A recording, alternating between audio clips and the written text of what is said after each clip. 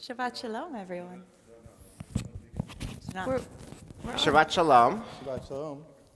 So good to see you virtually. I do want to say this is weird, profoundly weird. Here I am over here with my colleagues 6 feet away, 12 feet away on different levels of the bima of the Rabbi Chill Sanctuary. So it is just an unusual season, but it's also a great blessing to be with my colleagues and a great blessing to be with you. So let's thank God even in this season for the gift of learning Torah together. Oh, here are the blessings.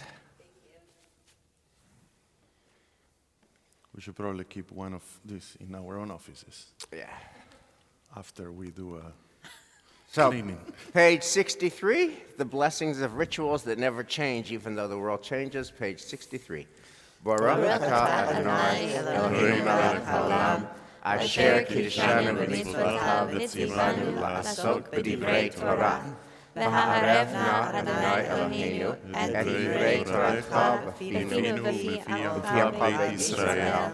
ונהיה אנחנו בצאצאינו ובצאצאי עמך בית ישראל, כולנו יודעי שמך לומדי תורתך לשמה. ברוך אתה אדוני המלמד תורה לעמו ישראל, ברוך אתה אדוני אלוהינו מלך העולם, אשר בחר בנו מכל העמים, ונתן לנו את תורתו. ברוך אתה אדוני נותן התורה. So, Shabbat Shalom again, and if I have to go through a pandemic, there's no group I'd rather go through a pandemic with than you.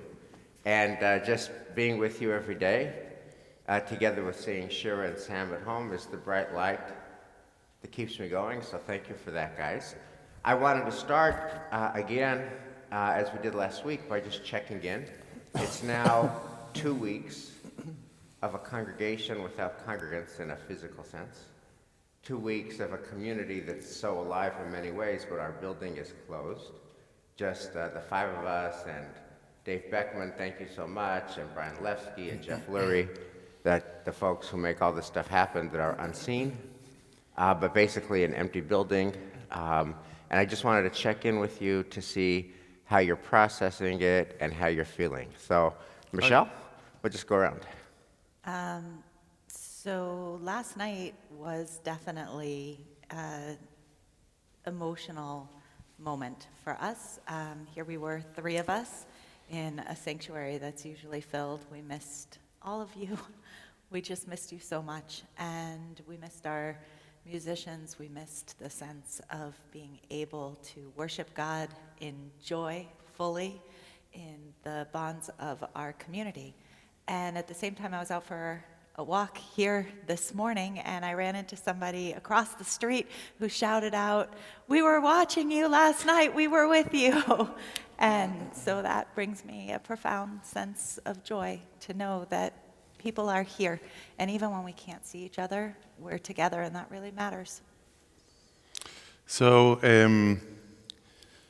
on the personal side, I have mornings that I wake up in the morning and I think, oh, what a beautiful morning, and then I say, oh wait a minute, we are in a quarantine and the world is terrible. So has been some ups and downs on my own experience. So as Michelle said, about last night. So last week when we had, the governor, we were about 10 people, 12 people here in the sanctuary. And if I would be focusing on my book, reading the prayers and singing, the sound was exactly the sound that we have every week for Shabbat Alive. The musicians, the different singers. And so in a way, you could close your eyes and you feel that it was exactly the same. Yesterday was completely the opposite. I said to Michelle and to Alisa after we finished, most depressing Shabbat Alive in history of the world.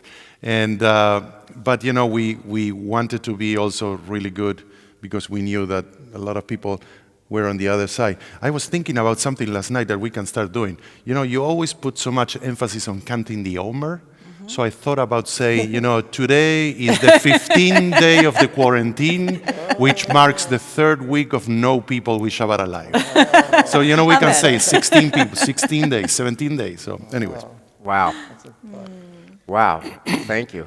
Thank you, Elias. That's real and relatable and deeply felt by many, I am sure. Dan Nesson, my dear friend in prayer, every day, every morning, every night, you and me in the Gann Chapel. How are you doing?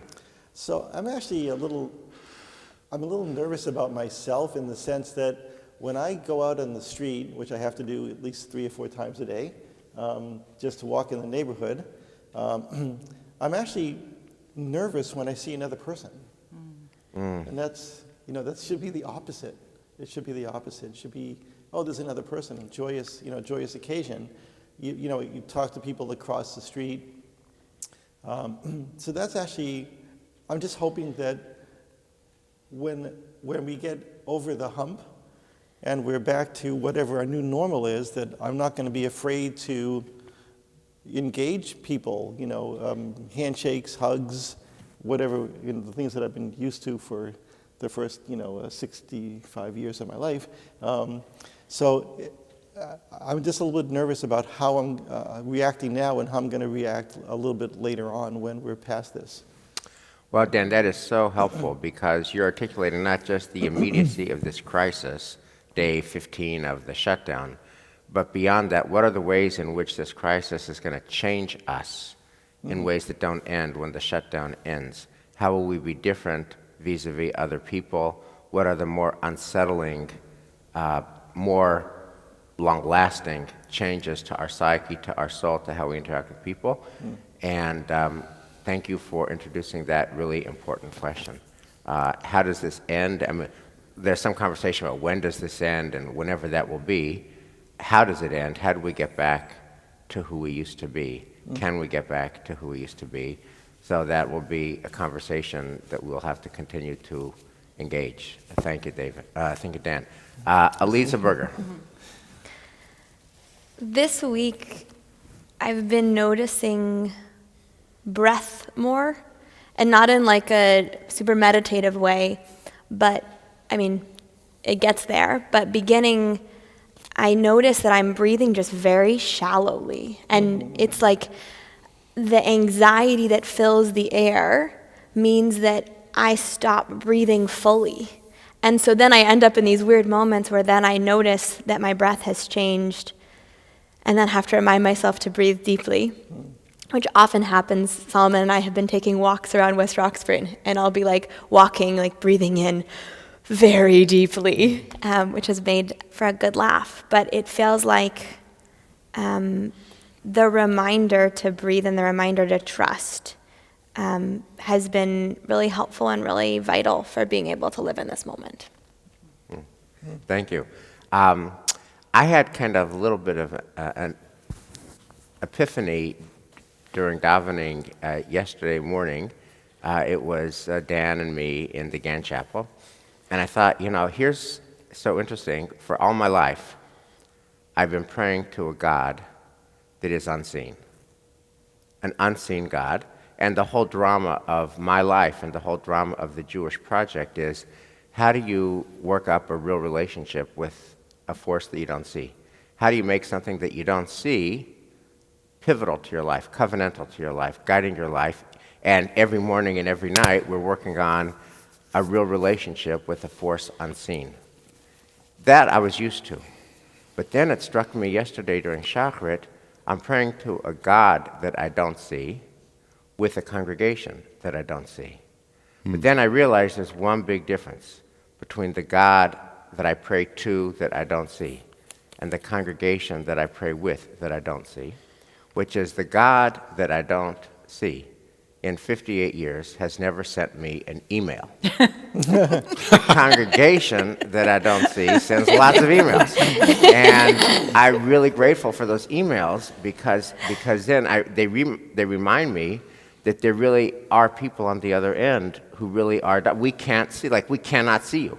We believe in you, kind of like we believe in God. We believe in you like we believe in God. But we can't see you like we can't see God. But then you send an email afterwards saying, hey, thank you for that service. And now we know that we're really in dialogue. We're really in relationship. It really is covenantal, and it's going to transcend this moment. Yeah, So- that's beautiful. Don't stop doing that. We only have 200 emails to answer every day. And Michelle keeps telling everybody, on Friday nights, please send us an email. But So, really, please do. So thank you guys for the check-in. Okay, so now on to the topic of this learning, which is, let me just state it this way. Last year, exactly nobody did a Zoom Seder. Who would do a Zoom Seder? Right, Seder is face-to-face, person-to-person. This year, virtually everybody is doing a Zoom Seder.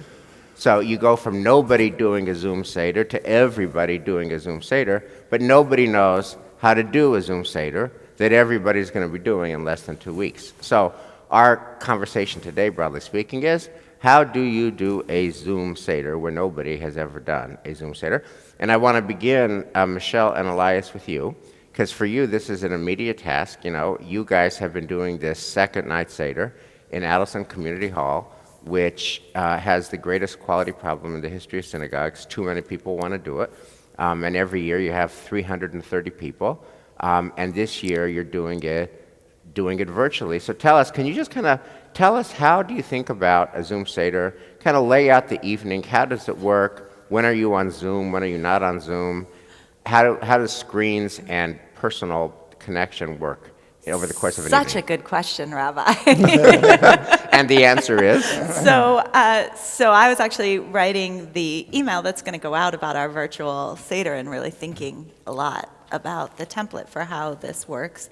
And Elias and I were having a conversation about music and how do you create a sense of singing together when Zoom, for example, as a platform has many strengths, but singing together at the same time is not one of them.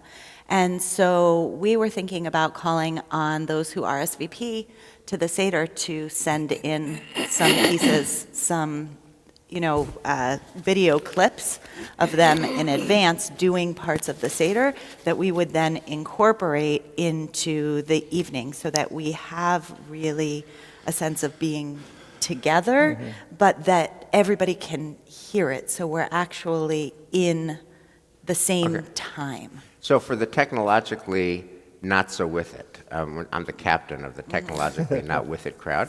Why can't, let's say you have 10 people on Zoom. Why can't everyone sing Chad Gadya at the same time? Well, they can. It's just... That's a David question. Right. Yeah. But what will happen if everybody sings a song at the same time? What happens? You only hear one person. Right. The technology is not good enough yet. I'm sure it will be, changing soon. But, if you start singing and the other person is singing, there is times that you don't hear anything on the recording. And the technology is built for meetings. And so when somebody starts to talk, you'll see actually physically that it will outline the box or it will click over to the face and put it in real time. That's actually an appropriate mechanism for something that is meant for meetings. So how do you circumvent that problem? Right. So we are working on some hacks to that. Right. So most likely, we will see, 10 days from now, it's a huge, amount of time. Yes. The idea so far is that Michelle and I will be here in the chapel or here in the sanctuary, and we can actually be in community hall with it, I think we may be. Like recreating what we do. So it will be easier because, we have to do it from here or in the chapel because of the live streaming. But, we can sing together. And it won't be a problem. We can have as many people as we want on the other side. And people can sing with us. To me, what I'm trying to think about in the way of doing this Seder is that, we've been doing this second night Seder for 5 years. This would have been our 6th year. And, for those who come, you have to picture this. We have 350 people, fabulous food. We have sound, we have many musicians, we have a lot of kids singing, adults participating in different ways. It's like a whole, screens with the lyrics. It's like, wow, all right? And so for me, in order to be able, at least this is my personal take on this, for me, in order to be able to do a nice and beautiful Seder this time, I have to forget about all that. Because if I start thinking about that, I will get depressed, and I won't be able to sing one song. So this is a completely different experience, a new thing. Let's start from scratch. We will try to recreate some of the Where you things, can. but not thinking about the other one because we won't be able to do the same thing. Right, and I So- think that's the big key, is not to Right. try to replicate what we've done in the past, but to use the spirit of our tradition Right. and recreate. So let me just ground us in the reality. Let's go to the first night Seder on Wednesday night, April the 8th. Tell me, Elise, I'll start with you. I'll just go around. Who are you going to be sitting with at your table, and who are you going to be Zooming with? I just want to go through that, and then we'll, pick up. Still figuring that out. Okay. Definitely Solomon will be in the same household. That's good. That's good. But You did just get married, like you were right Yeah. here just a few months ago, yeah, so but they're- happy to hear that. Family constellations are figuring that, like, now it was not a possibility for all of our family to be together, and so we're figuring out which family. It's going to be family probably from across the country, but which family constellations are going to be in that room, we're still discovering. And are you Zooming with everybody else, or what? Like the people that you can't be with physically because they're not going to get on a plane, are you going to be Zooming with them? Yeah, we will be. Okay. Dan. Yeah, so I haven't even figured that out. Definitely Emma and I for the first night, and we're even not even sure if we're going to be doing other people or not. There's a family that we always go to the second night, and I'm not sure if we'll Zoom in with them on the second night or the first night. That's all in TBD. process. Yeah. Elias, what do you do on the first So night? typically, usually every year, the first night we get together with, we have a hebruta of 6 Argentinian families that we all get together. It's a lot of fun because all our kids are American, and the whole night they make fun of our accents. So it's a lot of fun to be with them. What accents? And this year we won't be able to be together. And so obviously Mikey, David, and Lorena and myself will be in one room, but what I think would be a beautiful addition is that since we are with friends, we never get to spend the Seders with my mom and Lorena's mom. So we are planning on putting FaceTime each one of them to be in the table, and we all sing together, and I think it's going to be FaceTime, yeah. at least something beautiful in this whole. In its own way. Yes. Beautiful in its own way. And Michelle, who are you going to be with for the first So night Seder? I'm actually looking forward to having the Seder just with my nuclear immediate family. The one exception to that will be my mother, who we are planning to set up a chair for and put a screen at her chair, set her up on FaceTime so that she can participate with us live. She would have been with us at our Seder. We actually would have been at her table. And so really to try to recreate some of that feeling of being together by using technology that is able to Right. go back and forth in a really easy way. So that is just so much pathos in that, because the Seder is supposed to be grandparents and grandchildren, multi-generational. V'heshiv lev avot al banim, Malachi says in the Haftarah for Shabbat HaGadol, next Shabbat Haftarah, parents and kids are going to connect with each other and love each other and deepen the conversation. And here you have Gloria and her 4 grandchildren, through you and Mike, who are going to be on the opposite end of the screen. So now that kind of leads to the next question. I just want to go a wraparound over here. Given all, the learnings are it's going to be different this year, and the learnings are we're not going to compare it to previous years, and the learning is how do I make this Seder right here, April 8th, April 9th, the best Seder that I can possibly make it? How do I just make this evening an evening of surpassing beauty on its own? I'm not going to compare it to other years because this is a time like no other time. How do I just make, Hashem is giving us April 8th. The people that Hashem is giving us April 8th with, how do we work, and plus with the technology, to make this just a gorgeous, beautiful event on its own? And so what I want to do is invite everyone to give us your single best move for a meaningful Seder. Elias, your hand was up. Yes, thank you, teacher. So, there are people who are. So let me talk about this. We clergy are defined by how nerdy we are and we can be. So there are people who, for example, collect baseball cards. All right, that's nice. What do I do as a nerdy cantor? I collect Haggadot. All right. So, anyways, so this night, this Seder, we always joke with Wes that he's the Israel guy because he goes to Hartman every year, and I do all the trips around the world, Spain, Argentina, Italy, anyways. So I, more than ever, feel this year a need and an urge to think more globally about this because this pandemic is happening to everybody. And so for the first night of Pesach, I thought about doing something different, which is including Jewish communities from around the world. So my wife and I and my wonderful kids, we went for fun to Italy last summer, and we had a lot of fun. And it's a beautiful country, and I'm very aware of how much they are suffering over there. So I'm planning to include La Nostra Agada, which is an Italian Agada that I bought there. And when I bought it, I thought, it will be great for me to practice my Italian. Never thought that I was going to actually be using that. So it's a beautiful Agada that is Italian and Hebrew. And then I have another Agada, which is in 4 different languages, Greek, French, Spanish, and English. And I'm going to take advantage that Mikey is learning French at Newton South when they have school. And, so we are going, that's another topic. Anyways, so we are going to be incorporating things from Jewish communities around the world because we feel that more than ever, we have to be aware of what's happening. Beautiful. So speaking of kids not having school, Yes. I have 2 kids in my household who don't have school. And I'm planning to, at this moment, starting actually yesterday, they are starting to devise a Seder experience that they want to be a part of. You're putting them to work. Yeah. Wow.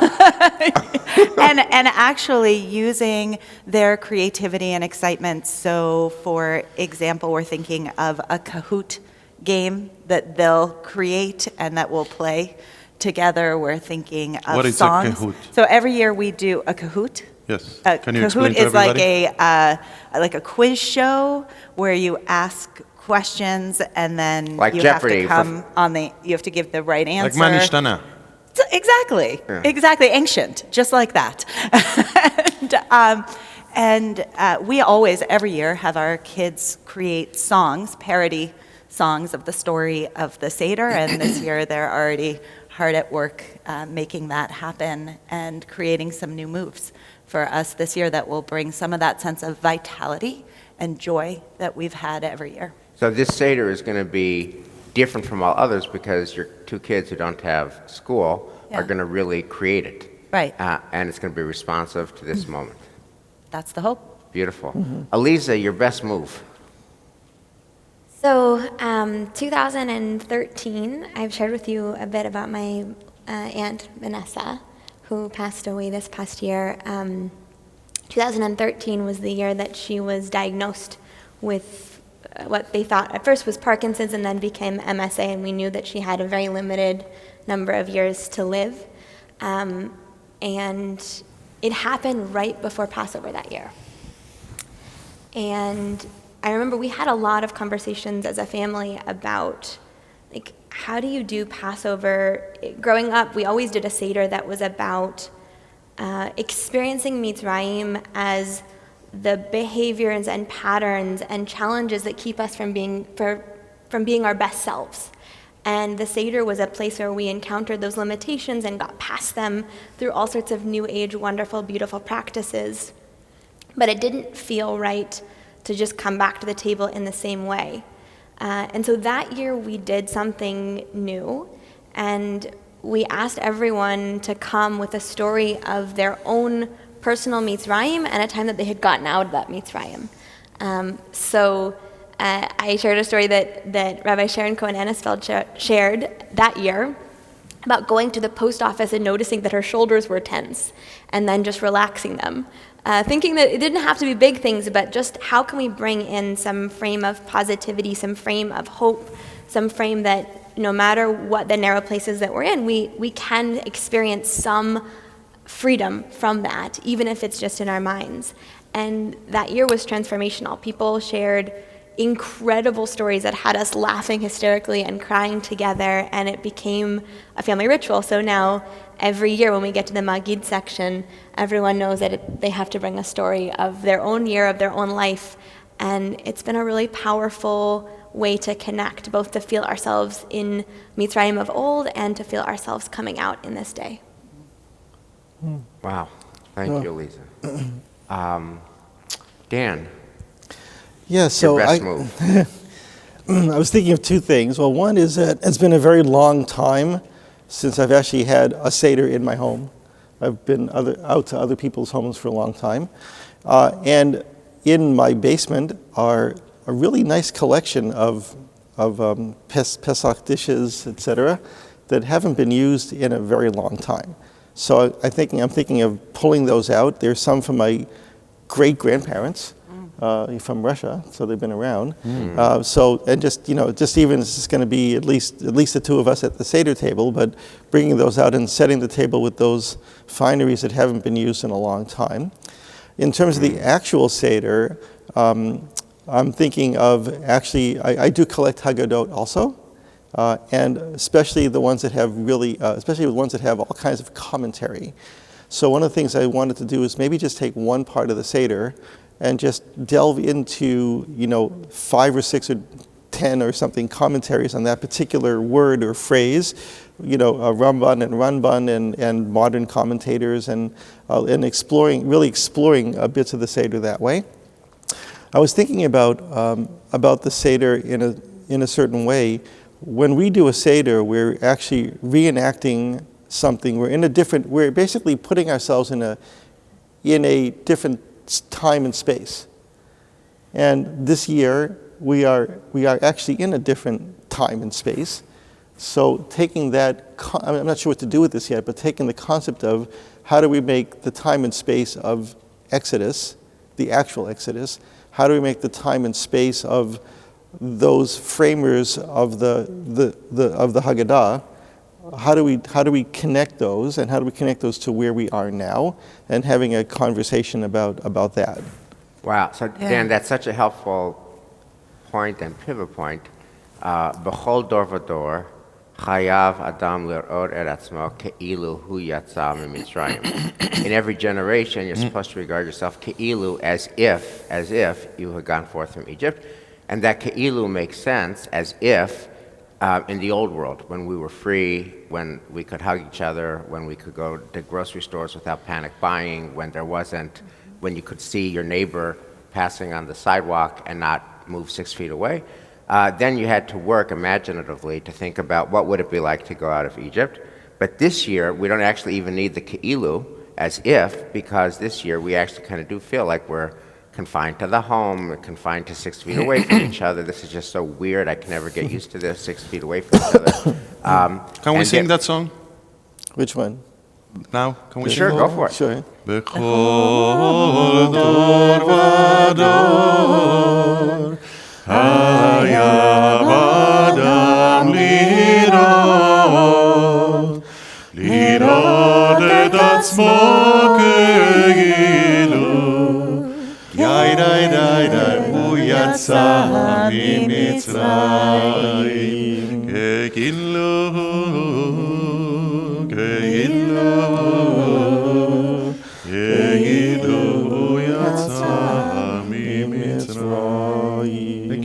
Thank you. Go off. Wow. You should become a Wow. cantor. That would be just so awesome if I could just summon you to do that. Anytime somebody made a good point, hey, Elias, will you sing that? Jukebox. Jukebox. But so what I heard you to be saying, Dan, is that this Pesach is different because we are actually in our own Mitzrayim. Mm-hmm. So my move is to try to build on that and to make this. I always feel like you should, name the elephant in the room. And the elephant in the room, obviously, is COVID-19 and Pesach.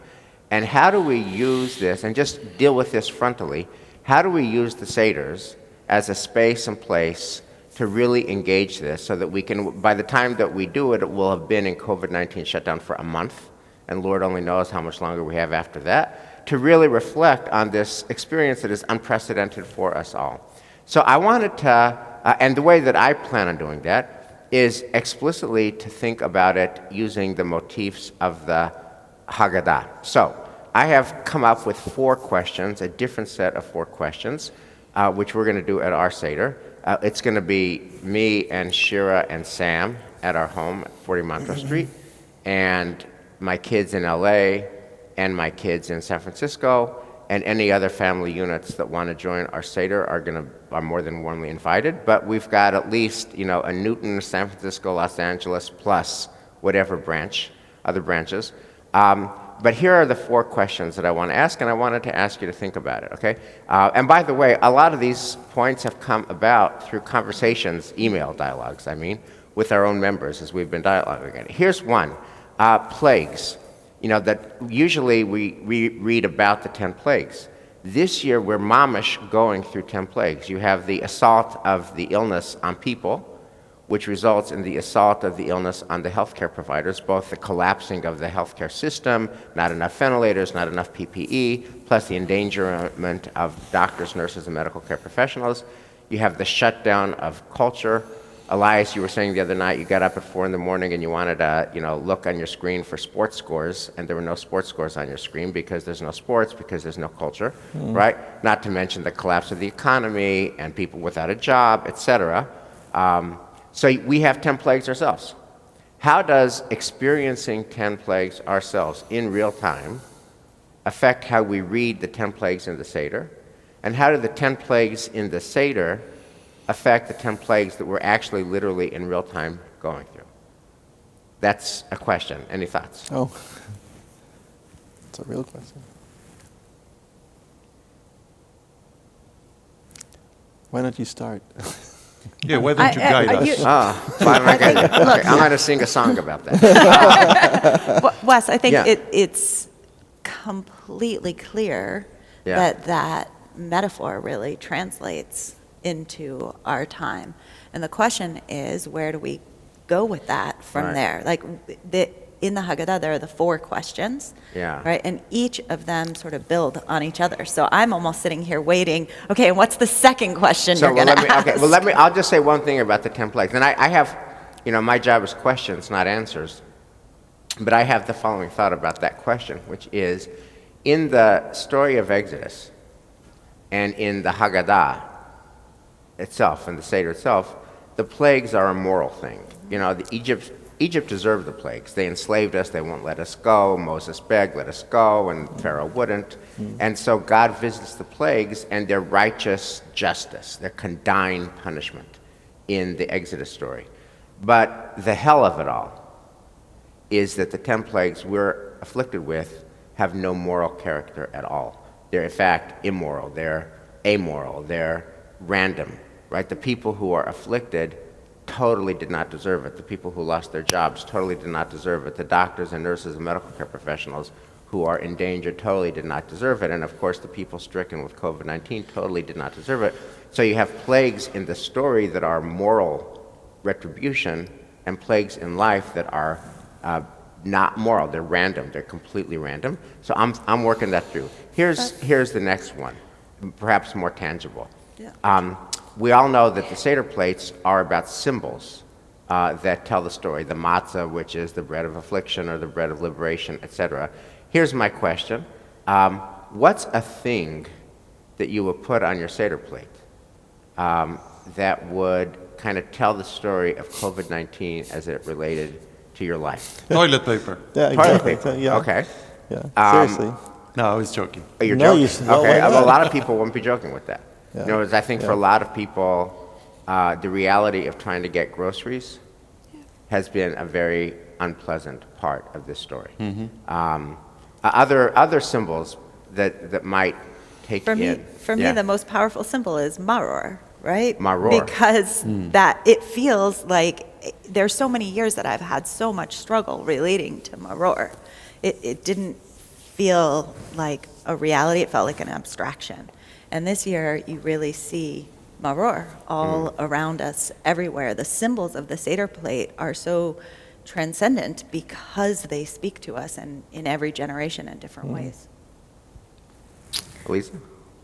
I think if the question is to like an additional object, Or an object that's on the plate already that just somehow Yeah. conveys the pathos of this moment. I think I would choose the headset that I have for my cell phone because this period, I live on my headset on my cell phone on Zoom calls every single day, but it feels like the bitterness of this moment is that we are experiencing each other through technology, not in person.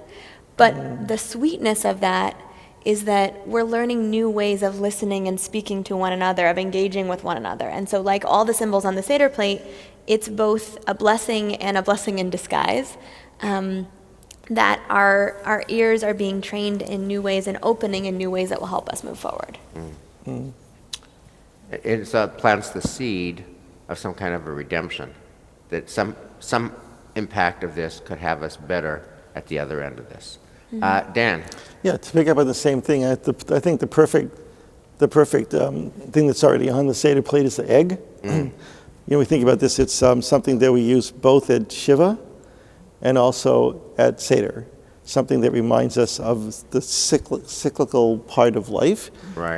that gam ze ya'avor, that thing, it will pass, Baruch Hashem, but it is, as you say, a double move. It's the double move of sadness, but it's also the move of the possibility on the other end of something different, something rebirth. better. And as you said, redemption, I don't know what that means in the, Beautiful. 6 months from now, but Thank you, Beautiful, Dan. Dan. And by the way, all of the symbols on the Seder plate, to your point, Dan, cut both ways. The egg, which you had talked about, the matzah, it's bread of affliction, it's the bread of liberation. The wine is redemption. It's also the blood of the Hebrew newborn males who were drowned in the Nile. Everything cuts both ways.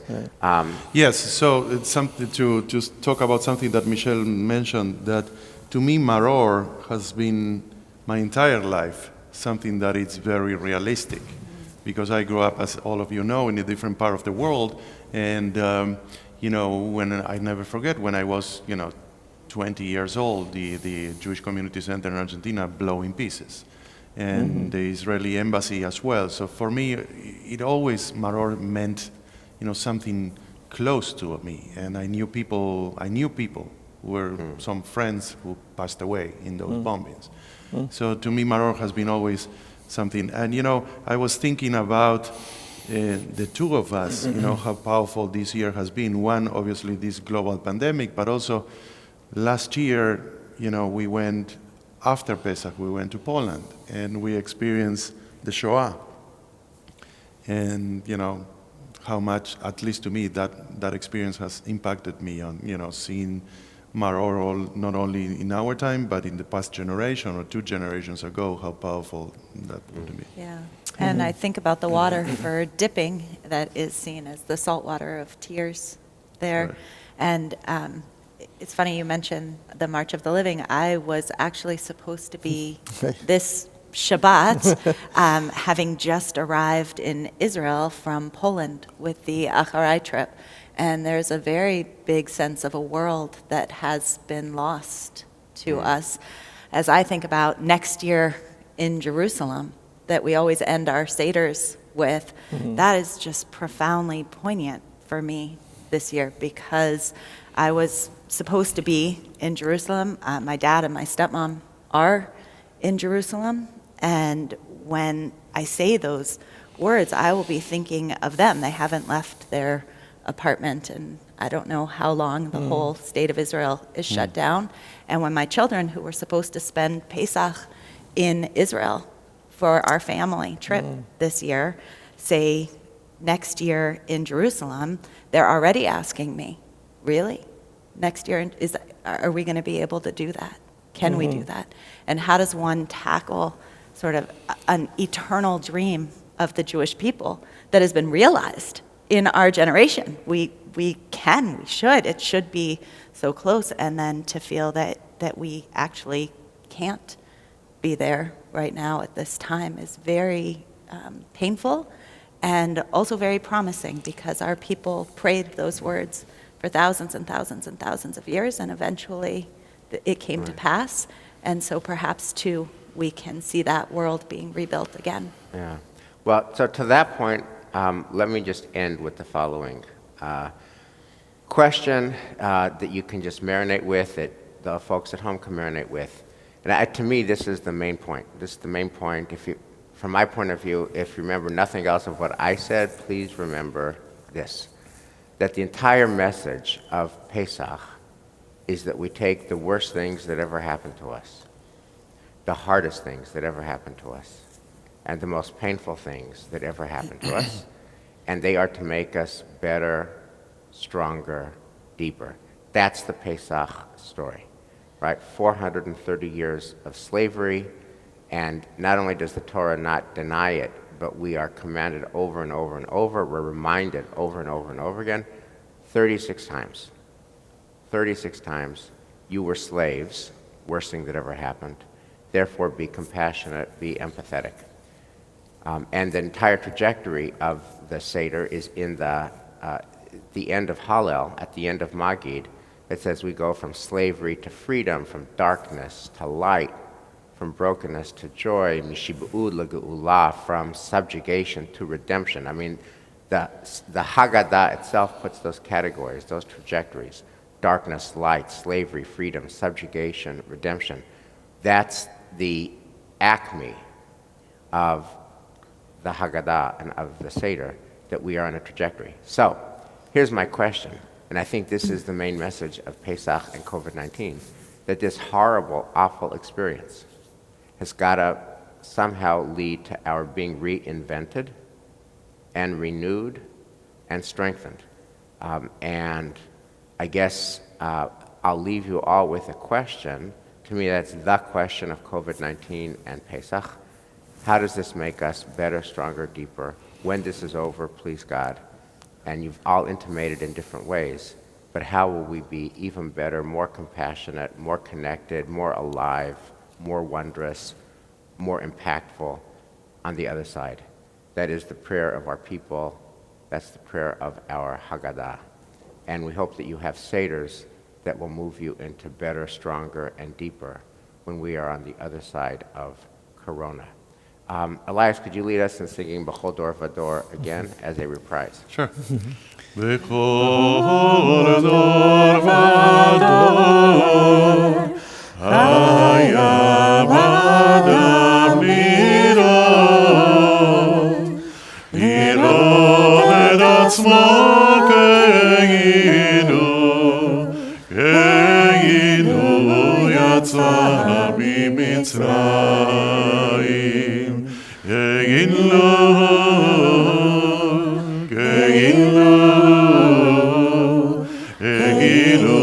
yatsa mimitzrayim ke'inu